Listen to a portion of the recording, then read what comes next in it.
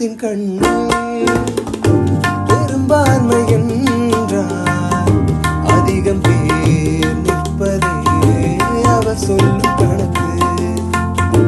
அப்பாவும் கண்ணில் தனி மனிதனாயிலும் நீர்த்துணை நிற்பதே பெரும்பான்மை எனக்கு.